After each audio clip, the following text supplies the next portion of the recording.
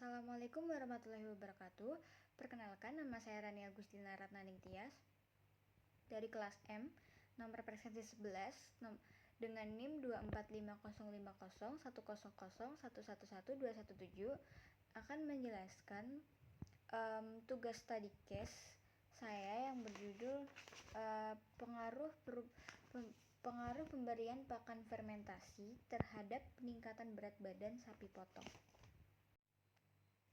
Untuk latar belakang, efisiensi pakan merupakan faktor penting dalam meningkatkan produktivitas sapi potong. Pakan konvensional seringkali kurang optimal dalam memenuhi kebutuhan nutrisi ternak. Fermentasi pakan menjadi inovasi yang potensial karena dapat meningkatkan kualitas nutrisi, daya cerna, dan efisiensi pakan.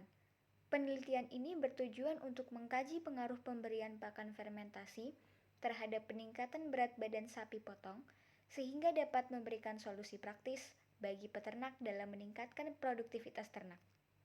Selanjutnya yaitu lembaga kemasyarakatan. Lembaga yang berhubungan dengan studi case saya yaitu yang pertama ada LSM atau Lembaga Swadaya Masyarakat. Yang kedua adalah Dinas Peternakan, di mana di Kota Malang, Dinas Peternakan tergabung dalam Dispangtan atau Dinas Pangan dan Pertanian. Fungsi lembaga. Untuk fungsi lembaga dalam pemberian pakan fermentasi, yang pertama ada edukasi dan penyuluhan, memberikan pelatihan dan sosialisasi kepada peternak mengenai teknologi fermentasi pakan, mengajarkan cara membuat dan mengaplikasikan pakan fermentasi yang benar.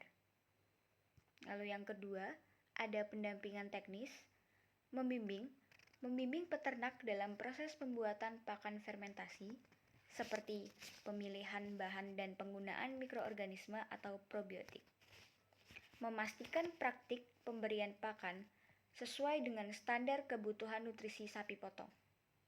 Lalu yang ketiga, ada fasilitasi akses sumber daya, membantu peternak mendapatkan bahan pakan lokal yang murah dan berkualitas, menyediakan akses ke alat, teknologi fermentasi, serta produk probiotik yang diperlukan.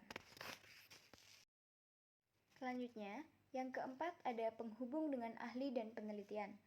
Menghubungkan peternak dengan para ahli peternakan atau lembaga penelitian untuk mempelajari manfaat pakan fermentasi. Mendorong penelitian tentang efektivitas fermentasi dalam meningkatkan bobot badan sapi potong. Yang kelima, monitoring dan evaluasi. Mengawasi penerapan pakan fermentasi di lapangan, mengukur hasil seperti meningkatkan berat badan harian sapi dan memberikan umpan balik untuk perbaikan. Lalu yang keenam, ada penyedia informasi dasar, memberikan informasi tentang pasar sapi yang sehat dan kompetitif, mendorong peningkatan kualitas daging sapi melalui teknologi pakan yang lebih efektif. Selanjutnya, ada ciri-ciri lembaga. Yang pertama ada bersifat kolektif dan sosial. Yang kedua berbasis kebutuhan masyarakat. Yang ketiga memberikan edukasi pendampingan. Yang keempat memiliki struktur organisasi. Dan yang kelima ada berorientasi pada pemberdayaan ekonomi. Analisa fungsional lembaga. LSM atau Lembaga Swadaya Masyarakat berkontribusi dalam menciptakan perubahan positif melalui peningkatan berat badan sapi potong yang berdampak pada peningkatan produktivitas dan kesejahteraan ekonomi peternak. Conformity menunjukkan kesesuaian antara solusi yang ditawarkan dengan kebutuhan masyarakat peternak.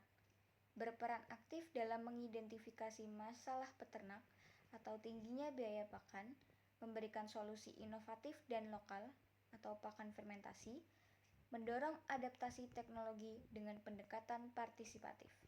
Kekuasaan dan wewenang. Yang pertama, ada definisi kekuasaan. Dalam studi case kasus pengaruh pemberian pakan fermentasi terhadap peningkatan berat badan sapi potong, pihak yang mempunyai kekuasaan yaitu LSM atau Lembaga Swadaya Masyarakat, Dinas Peternakan, dan Balai Penelitian Peternakan. Kekuasaan terletak pada pengetahuan, teknologi, dan kebijakan yang bisa mengarahkan peternak. Pihak yang dikuasai adalah peternak sapi potong dan kelompok tani ternak. Yang kedua ada dimensi kekuasaan. Pihak yang berkuasa seperti LSM, lembaga swadaya masyarakat, dinas peternakan, dan balai penelitian peternakan dapat memiliki kekuasaan karena mereka memiliki pengetahuan, teknologi, dan kebijakan yang bisa mengarahkan perubahan perilaku peternak dalam menerapkan pakan fermentasi. Yang ketiga ada saluran kekuasaan, dapat mengadakan penyuluhan, pelatihan, demonstrasi lapangan, publikasi hasil riset, alokasi dan bantuan, workshop, subsidi pemerintah, distribusi bahan pakan dan alat fermentasi. Selanjutnya ada sumber kekuasaan. LSM atau Lembaga Swadaya Masyarakat dan Dinas Peternakan memperoleh legitimasi dan pengaruh karena memiliki pengetahuan lebih tentang teknologi fermentasi pakan dibandingkan peternak, membuat peternak bergantung pada bimbingan mereka. Hibah atau bantuan dari organisasi donor internasional juga diberikan untuk LSM yang bergerak dalam pengembangan peternakan, serta LSM berkolaborasi dengan pemerintah untuk memperoleh dukungan legitimasi dan mempermudah pelaksanaan program. Lalu, untuk sumber kekuasaan dilihat dari anggota dan pemimpin, yaitu ada kekuasaan keahlian. Para peternak bisa saja bergantung kepada lembaga seperti LSM atau Lembaga Swadaya Masyarakat, Dinas Peternakan, dan lain-lain karena mereka mempunyai pengetahuan, di mana dari adanya pengetahuan tersebut dapat membimbing para peternak, serta adanya teknologi yang dapat memfasilitasi mereka. Selanjutnya, unsur-unsur kekuasaan. Trust.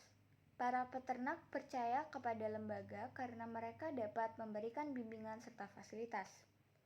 Lalu, cara mempertahankan kekuasaan, memberikan penyuluhan, pelatihan, memberikan subsidi, serta memberikan fasilitas yang diperlukan untuk menumbuhkan kepercayaan terhadap peternak kepada lembaga agar tetap memiliki kekuasaan.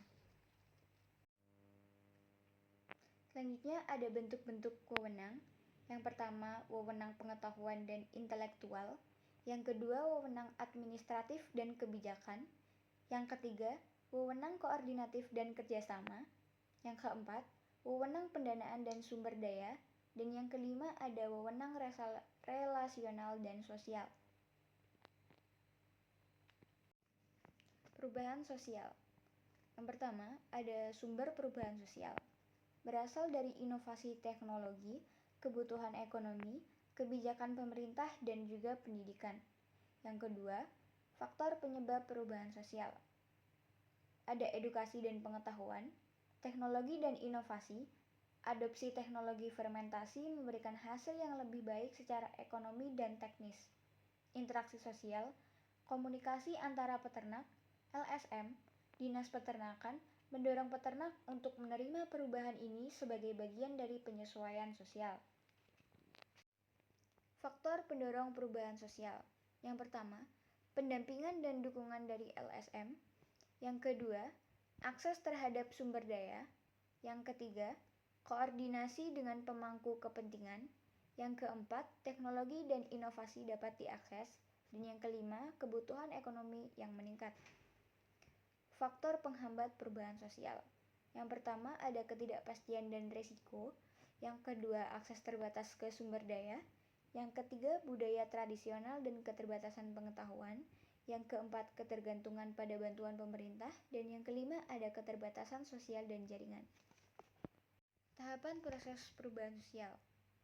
Tahapan proses perubahan sosial dalam study case ini melibatkan pengakuan dan kesadaran terhadap kebutuhan perubahan, adopsi teknologi, implementasi yang terstruktur, pemeliharaan budaya adopsi, dan konsolidasi perubahan ke dalam rutinitas peternakan.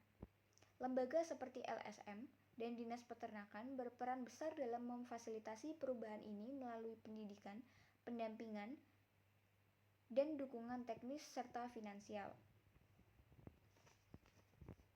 Terakhir ada bentuk perubahan sosial. Dalam study case ini mencakup perubahan teknologi, praktik, sosial budaya, ekonomi, dan kelembagaan. Itulah penjelasan dari study case saya. Terima kasih. Wassalamualaikum warahmatullahi wabarakatuh.